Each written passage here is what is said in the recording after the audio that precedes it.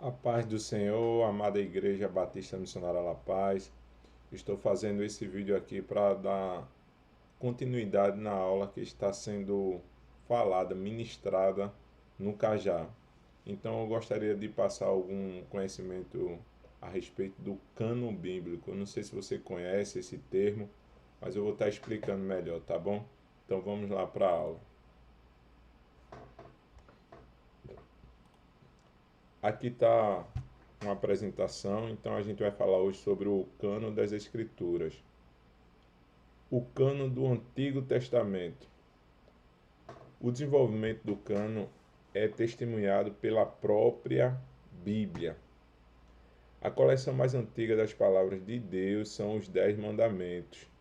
A coleção de palavras de Deus aumentou ao longo da história de Israel. Moisés acrescentou palavras para serem depositadas ao lado da arca. E Josué também fez acréscimo, como mostra no livro de Josué, capítulo 24, versículo 26. Mais tarde, outros em geral, como os profetas, acrescentaram palavras de Deus. Se você for lá em Samuel, for lá em 1 Crônica 29, 29, 32, 32, 2 Crônica 20, 34, Jeremias 30, verso 2, vai mostrar que o próprio Senhor mandou os profetas escrever livro. Como a gente bem sabe e estudou, Deus ele tem uma forma especial para falar com aqueles escolhidos. Ele falou com Abraão, ele falou com Isaac, com Jacó, com o próprio Noé, mandando criar a arca. Deus falou com Moisés, né, como a gente conhece na história. Então Deus sempre vem falando, mas o primeiro escrito que nós temos registrado por Moisés é os 10 mandamentos, né, no Monte Sinai, onde o Senhor deu as duas tábuas de pedra e o próprio Senhor a escreveu, né, escreveu nessa tábua, e nessa tábua tem os 10 mandamentos que consta lá em Êxodo capítulo 20, vocês vão verificar. Então a gente percebe que há uma dinâmica de acréscimo por homem inspirado por Deus para relatar aquilo que está acontecendo no seu determinado tempo. E aqui a gente vê em várias vertentes, como a gente pode ler aqui, ó, em várias vertentes da literatura judaica, a crença de que havia acessado as palavras de Deus autorizada é atestada. Ou seja, eu dei um papel a vocês que constavam ali no Antigo Testamento 46 livros. Por que 46? 39 livros são da nossa Bíblia protestante e 7 livros são livros chamados apócrifos.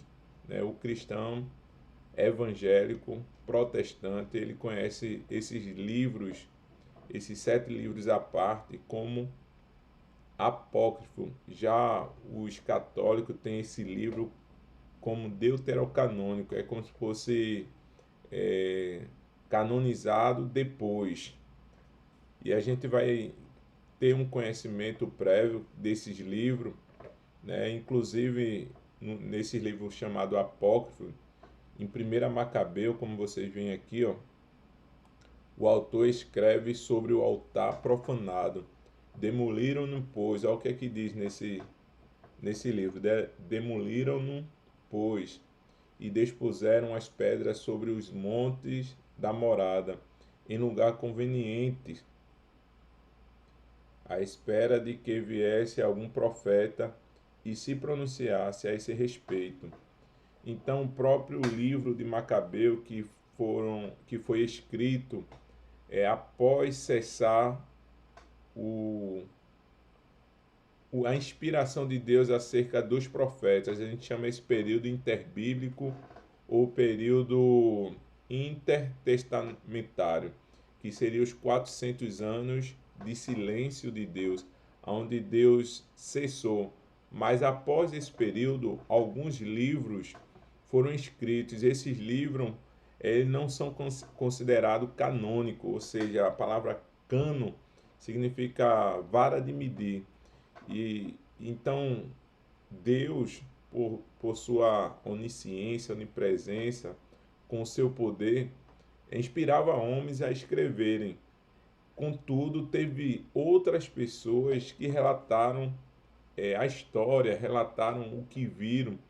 Esses livros, ele pode ser considerado histórico, né? A gente pode até lê-lo para conhecer o que é que eles pensavam, o que é que eles achavam daquela situação, o que é que ele, como é que ele via Deus, como é que ele via o povo de Israel, mas eles não foram inspirados por Deus. Existe uma dificuldade entre a Igreja Católica. Quando eu falo dificuldade, é uma divergência entre a Igreja Católica e a Igreja Cristã. Qual seria essa divergência? Em relação a esses 7 livros, porque a Igreja Católica, no concílio, numa reunião que houve em 1546, chamado Concílio de Trento, resolveu ter esses livros como canônico, como inspirado por Deus. Mas sendo que uma coisa é nós reconhecermos que um livro é de Deus e outra coisa é termos autoridade para dizer que é de Deus. Então, após o cessamento de Deus, de falar, de levantar profetas, né, de ter aquele período de silêncio, porque os últimos profetas que Deus se utilizou para falar e para declarar que viria o Messias foram Malaquias, né, Ageu, Esdra, Neemias, depois do exílio da Babilônica. Mas após esse período, os livros que foram escritos, nenhum deles por si só tomou a posição de ser um escrito autorizado por Deus, mas foram meros livros históricos que relataram alguma coisa, mas eles não são considerados inspirados por Deus. Teopneusto, né, que essa palavra em grego quer dizer inspirado por Deus. Então, essa divergência entre a Igreja Católica e a Igreja Evangélica, né, em relação ao que é cânone ou não, então a Igreja Católica, por conta da reforma, da contra-reforma, né, protestante que se deu em 1517, a Igreja Católica achou por bem incluir esses livros. Por quê? Porque esses livros davam base para ele combater o protestantismo e fazer. O que é que continha nesses livros que contradizem com a doutrina conservadora da Bíblia? Tem orações para mortos, tem penitências, tem algum tipo de escrito que vai reverenciar o bem-estar acima da assim você ter um bem-estar, fazer algo que lhe traga prazer, que não esteja propriamente algo conservador. É como se você tivesse se dar para o prazer, para ser feliz. Se dá o prazer por prazer, entendeu? Não por aquilo que agrada a Deus, mas por satisfazer a sua carne. Então, tinha alguns tipos desses ensinamentos que não convêm com a Bíblia. Por isso que eles não foram aceitos pela igreja cristã, né? Mas por conta de um embate protestante e católico, os católicos, né, em 1546 resolveram incluir esses livros como canônico. Mas uma coisa, como eu estou dizendo, é você apenas reconhecer que realmente aqueles livros são de Deus, porque contém a palavra de Deus, contém algo que vai ajudar o ser humano a chegar até a Deus. E outra coisa é você dizer que um escrito tem autoridade. Então, nenhum homem tem autoridade de determinar o que entra na Bíblia. A gente tem autoridade, né, intelectual ou espiritual para reconhecer que realmente um livro é de Deus, mas para colocar né? O próprio Senhor, quando Moisés escreveu, Moisés disse assim: assim ordena o Senhor que não adicione ou retire deste livro coisa alguma, mas cumpra, porque esse livro é sua vida e vai lhe ajudar vocês a permanecer além do Jordão, na terra que está além do Jordão. Então perceba que quando a gente fala dos livros apócrifos, nenhum deles tem autoridade em si de reconhecer que ele é um livro inspirado por Deus, como os livros que a gente vê em Jeremias, que o próprio Jeremias diz assim diz o Senhor, Isaías, Ezequiel. Então todos eles têm autoridade em si. E lendo aqui, dando continuidade, ó, em 1 Macabeus, o autor escreve o altar profanado. Então é uma demonstração que depois que os profetas cessaram, vamos dizer assim, de certa forma, Deus não falava mais com homens, ficou ali aquela esperança agora do Messias. Se a gente vem aqui mais embaixo, a lembrança de um profeta credenciado pertencia ao passado, pois o autor falara de um grande sofrimento, qual não tinha havido desde o dia em que não mais aparecera um profeta no meio deles, como diz lá em Macabeus 9:27. Esse Flávio José, ele é um judeu que viveu, que nasceu, né, que viveu no período de 37 a 38 depois de Cristo. Então ele deixou muitos escritos importantes para o nosso entendimento, mas não são livros canônicos, ou seja, inspirados por Deus, mas são livros históricos em que ele relata muita coisa, mas ele coloca a visão de mundo dele acerca dos relatos de Cristo, acerca dos relatos do Antigo Testamento. E olha o que ele escreveu aqui, ó. Desde Artaxerxes até os nossos dias foi escrita uma história completa, mas não foi julgada digna de crédito, igual às dos registros mais antigos, devido à falta de sucessão exata dos profetas. Então perceba aqui que Artaxerxes foi aquele rei que casou com Esté, Assuero, né? E esse período, amado, ele tende ali já no finalzinho de 400, 500 a 400 antes de Cristo. Então, esse Flávio José, que viveu na era de Cristo, ele faz o relato que realmente não havia mais registro digno de crédito após esse período desse rei Artaxerxes. Então, dando continuidade aqui, ó, a literatura rabínica declara que o Espírito Santo, em sua função de inspirador de profecias, havia se afastado de Israel. Após a morte dos últimos profetas, Ageu, Zacarias e Malaquias, o Espírito Santo afastou-se de Israel. Então, esse era o entendimento que as pessoas tinham depois daquele período da reconstrução de Jerusalém, dos últimos profetas, que ele fala aqui, Ageu, Zacarias e Malaquias, mas eles ainda se beneficiavam do Bat-Kol, que é o Talmud babilônico. Então esse Bat-Kol era como se fosse um eco, uma voz que ecoava do passado. Então isso aí foi o que restou, né? De você ter a esperança de acontecer aquilo que Isaías profetizou, que Malaquias, onde a gente vai ver, profetizou acerca do Messias. Então havia apenas agora a esperança, o eco, o bate-col, o bate-col. No Novo Testamento não há registro de qualquer controvérsia entre Jesus e os judeus a respeito da extensão do cânon.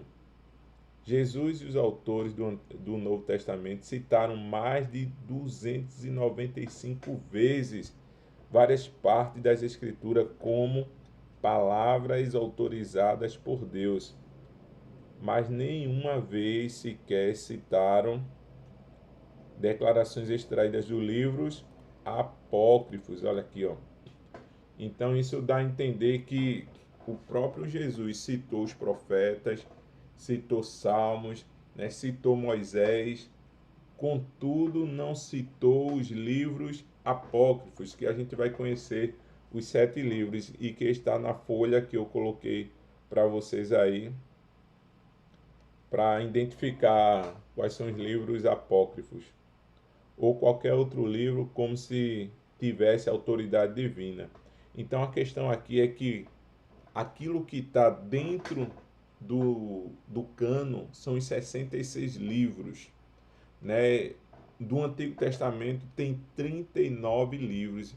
E um detalhe bem importante é que o mesmo livro que tem no nosso Antigo Testamento também tem na Bíblia hebraica, na Tanakh, né? Na Tanakh ela divide-se em 3 partes, que é a Torá, que são os 5 primeiros livros, para nós é o Pentateuco, o Neviim e o Ketuvim.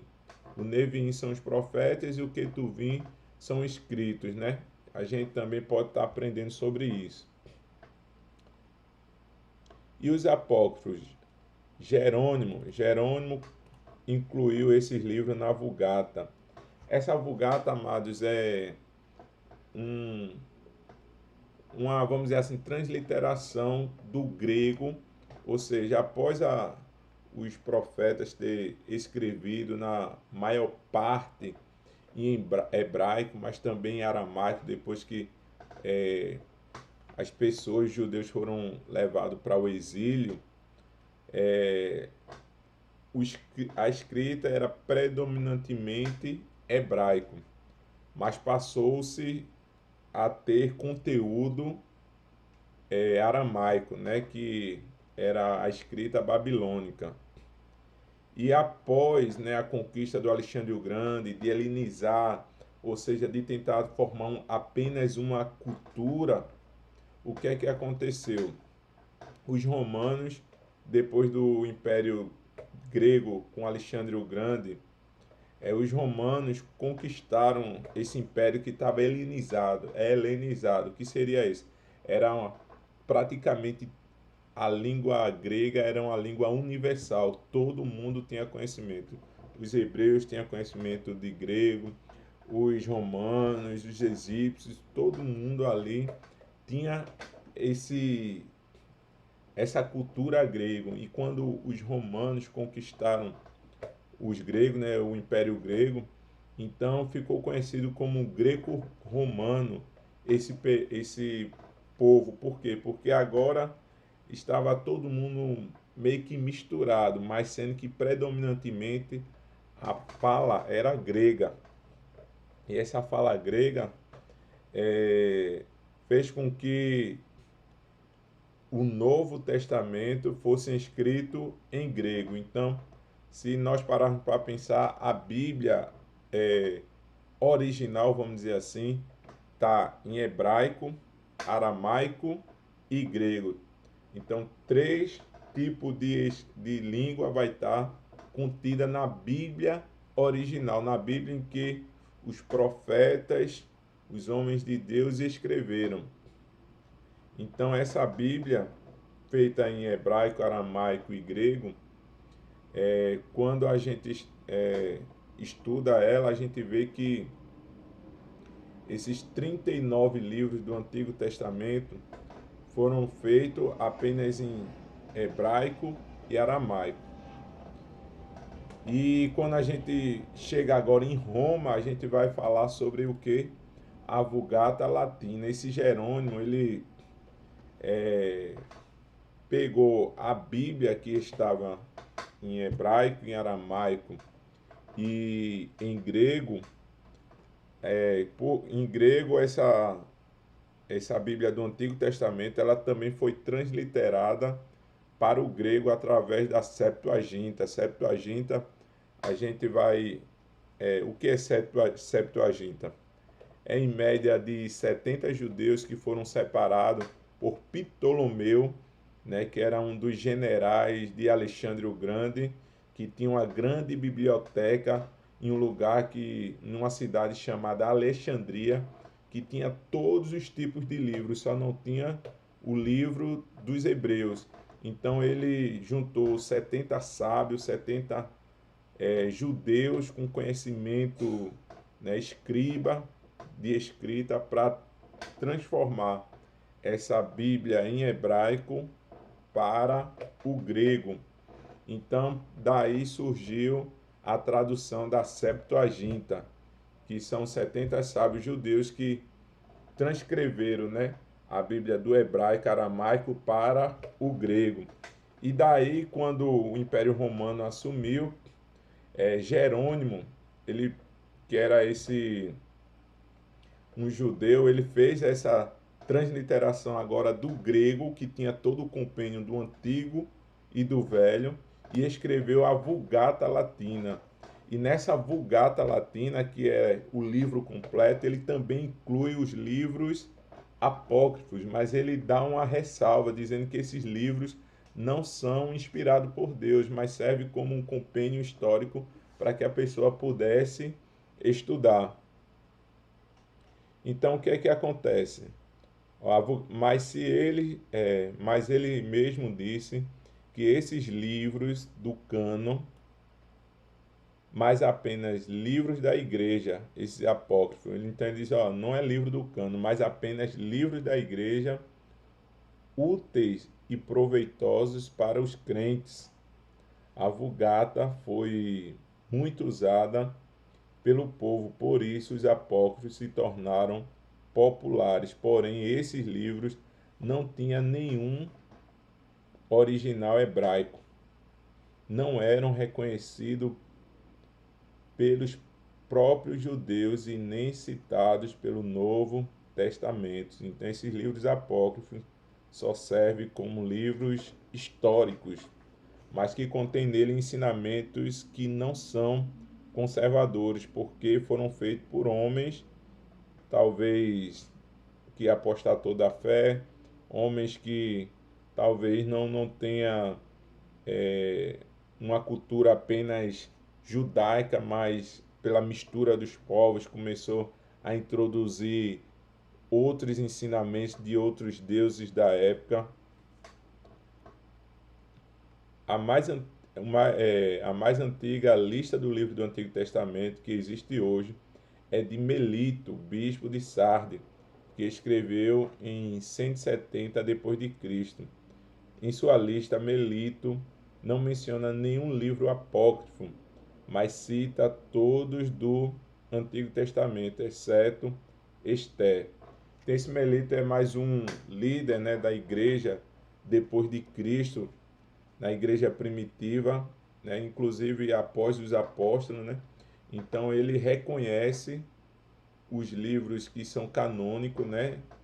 E esses livros ele faz uma lista. E nesse período ele não reconhece o livro de Esté como canônico. Eusébio de Cesareia cita Orígenes, que é um dos pais da igreja. Depois a gente pode... São homens que andaram com o apóstolo, aí são considerados pais da igreja, que teria confirmado a maioria dos livros do nosso presente cânon, inclusive Esté. Então, o Melito não considerou Esté, mas Eusébio de Cesareia já considerou Esté como um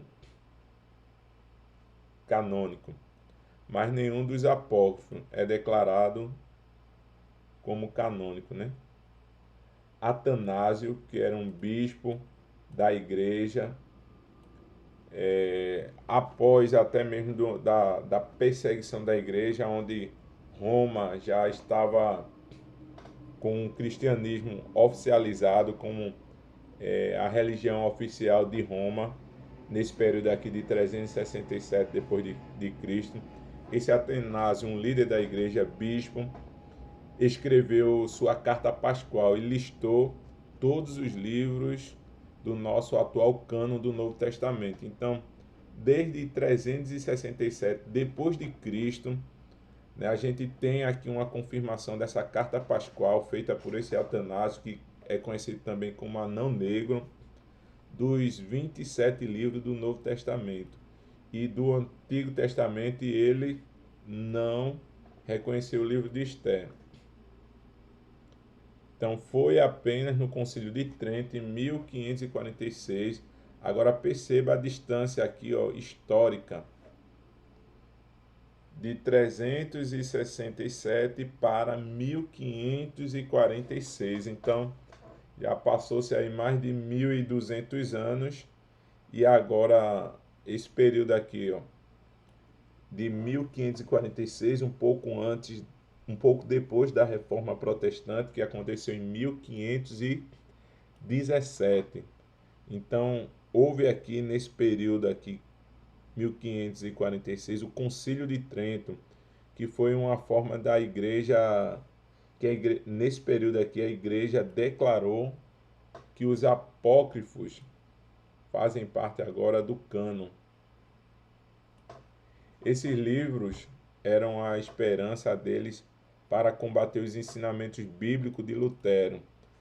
Como eu estava dizendo, a Reforma Protestante aconteceu em 1517. E Lutero ele fez 95 teses rebatendo algumas práticas que a Igreja Católica fazia, como oração para os mortos, como purgatório, que era um lugar que as almas, quando a pessoa morria, as almas ficavam, e se a pessoa pagasse, desse dinheiro, ela poderia sair daquele lugar e ir para o céu depois de morto, onde a palavra de Deus diz que depois da morte segue-se o juízo final. Então, Lutero combateu isso com 95 teses, colocado ali na universidade. E uma forma deles combaterem Lutero foi reconhecendo todos esses livros como canônico, né, para tentar desfazer aquilo que Lutero via que estava errado. Um dos exemplos de Lutero é que ele viu Romanos capítulo 1, versículo 17, se eu não me engano, que diz que a justificação é pela fé e não por obras. Então, essa justificação pela fé não requer penitência, se martirizar, mas sim crer em Deus, confiar, obedecer e saber que Ele é que vai nos justificar. Outros erros dos livros apócrifos. Aqui tem alguns relatos, né? Nesses livros não há nenhuma indicação de origem divina. Tanto Judite, ó, aqui um dos livros aqui, ó, Judite, como Tobias contém erros históricos, cronológicos e geográficos. Ambos apoiam a falsidade e a fraude e a salvação como dependente de obras meritórias, ou seja, você é salvo pelo que você faz e não pelo que Jesus fez. Então isso é um ensinamento errado, onde esses livros apoiam-se. Eclesiástico e Sabedoria são outros livros. O nosso livro que é canônico é Eclesiastes. Esse livro que não é canônico é Eclesiástico e Sabedoria de Salomão. Inculcam uma moralidade baseada na conveniência, ou seja, se é conveniente para mim eu posso fazer, independente do que Deus acha ou não. Sabedoria ensina a criação do mundo a partir de matéria pré-existente. Eclesiástico ensina que da esmola propicia a expiação pelo pecado. Baruque diz que ouve as orações dos mortos. Em 1 Macabeu, há erro histórico e geográfico. Então, a gente percebe que são ensinamentos que não condizem, né? Então, é como um exemplo, um espírita escrevendo um livro, querendo justificar a Bíblia, né? Querendo introduzir a Bíblia, seus ensinamentos. E esses homens, né, que escreveram esses livros era como se fosse de uma religião paralela do judaísmo, uma religião à parte do judaísmo, querendo impor a sua visão de mundo, mas é Deus que estabelece, através de homens santos, homens inspirados, aquilo que ele quer, e não o homem que estabelece. Uma síntese dos apócrifos. Não atribui a si mesmo um tipo de autoridade que tem os escritos do Antigo Testamento. Não foram considerados palavras de Deus, nem pelo povo judeu, nem por Jesus, nem pelos escritores do Novo Testamento. Contém ensinos incoerentes com o restante da Bíblia. A Igreja Católica Romana precisa desses livros apócrifos para combater o ensino bíblico dos reformadores. E aqui a gente parte agora para o cânon do Novo Testamento. Eu vou parar por aqui para não ficar muito grande e continuo depois, tá bom?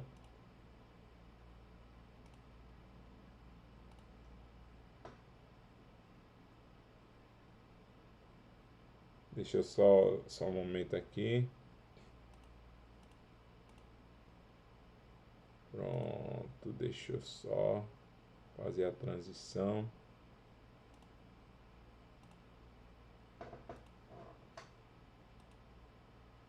Pronto, amada igreja. Então é isso aí. A gente poder aprender um pouquinho do que é o cânon da Bíblia, de como o Senhor inspirou homens para colocar esses escritos na Bíblia, né?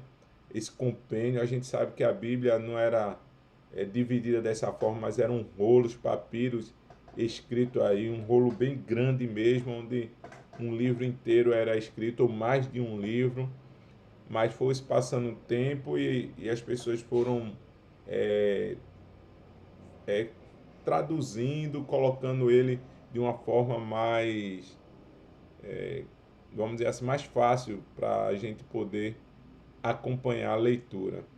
Então é isso aí. Então isso foi o cânon do Antigo Testamento, a forma que foi reconhecida pela igreja, né? A igreja não tem poder de incluir nada. Se fosse assim, homens resolveriam incluir. E a palavra de Deus diz que não se pode colocar e nem tirar um i dela. E quem fizer isso é maldito. Porém, houve num período em que Deus se revelou, homens que escreveram a mandado do Senhor, e esses homens foram escrevendo, até chegar um ponto que Deus não levantava mais ninguém tinha autoridade para dizer que era um escrito de Deus, a não ser, como a gente viu aqui, aqueles últimos profetas do Antigo Testamento, reconhecidos como Ageu, Zacarias, Malaquias, o próprio Esdras e Neemias. Tá certo? Que Deus abençoe.